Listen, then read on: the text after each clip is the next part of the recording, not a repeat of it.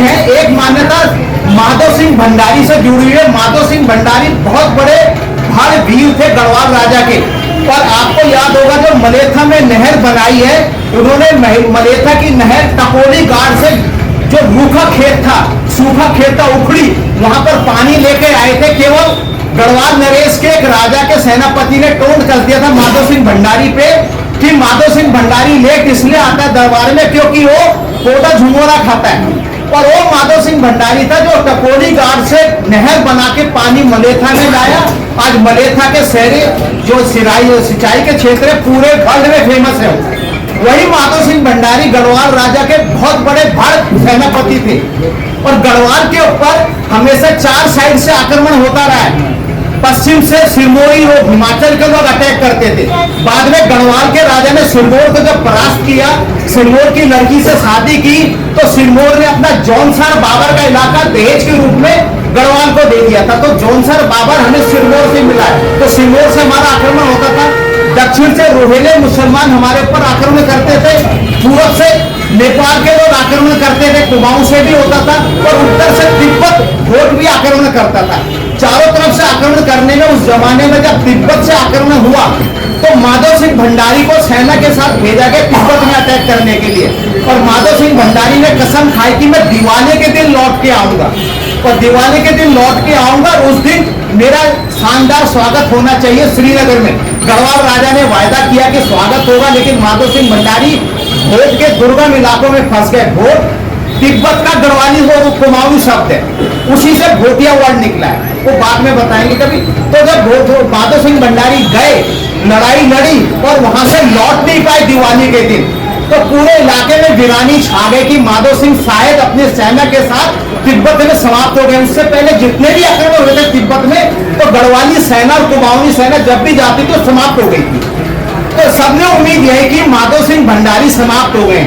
लेकिन ठीक दिवाली के 11वें दिन, जिसको एकादशी कहते हैं, इगास गढ़वाली शब्द है, उस दिन वो श्रीनगर पहुंचे।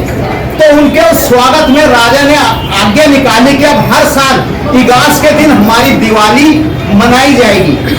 एक तो ये नियम जुड़ा हुआ है इससे। दूसरा नियम जुड़ा हुआ है, जो लोग मान्यता है कि अयोध्या में जब भगवान राम जी का वापिस लौटे और उनको सिंहासन में बिठाया गया, उसकी खबर 11 दिन के बाद पहाड़ में पहुंची।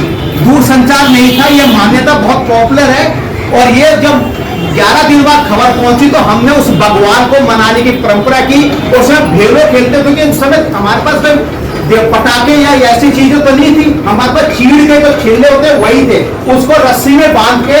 अभी भी आप गांव में जाओगे, आपको मिलेगा, लोग आज पूरा घूम रहे होंगे। इगास के दिन की एक और मान्यता जो गढ़वाल और कुमाऊं को जोड़ता है, पौड़ी गढ़वाल का उत्तरी पूर्वी इलाका, जिसमें चोपड़ा कोट, भाईजूली, चौथान, ढोंडियालसी, मेरा इलाका सावली का आता है। और चमोली गढ़वाल का चांदपुर, लौबा, खनसर आता है। और कुमाऊं का बिछला चौकोट और मल्ला चौकोट आता है। देवघाट, मानीला का बैग चौखटिया की, ये पूरे के पूरे कुमाऊनी और गढ़वाली लोग विंसल महादेव का विंदेश्वर के नाम से जानते हैं। बहुत बड़ा मंदिर चौथान के बिल्कुल घनघोर दूधातोली पर्वत में। और उस मंदिर की स्थापना रानी दुर्गावती ने की थी जब उसके ऊपर नेपाल का आक्रमण हुआ था। चांदपुर में तब राजधानी थी, तो रानी ने प्रतिज्ञा की, वहां आई, उन्होंने कहा भगवान अगर विंसल में जीत गई तो यहाँ पर मंदिर बनाऊंगी।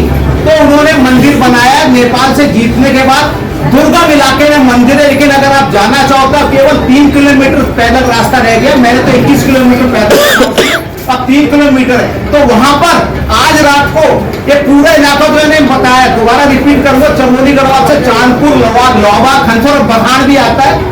पौड़ी गढ़वाल से ढाईजूली, चोपड़ा कोट, चौथान, ढोंडियालसी, सावली, और कुमाऊं का मल्ला चौकोट, बिजला चौकोट, चौखुटिया के लोग, वो सब लोग आज शाम को वहां पहुंच गए होंगे।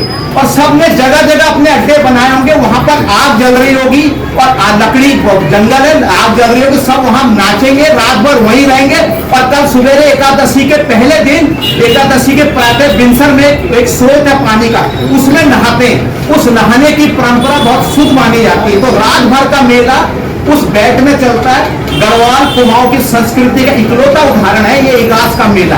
तो इस इगास के मेले में थोड़ी सी जानकारी के साथ मैं आपको धन्यवाद देता हूँ।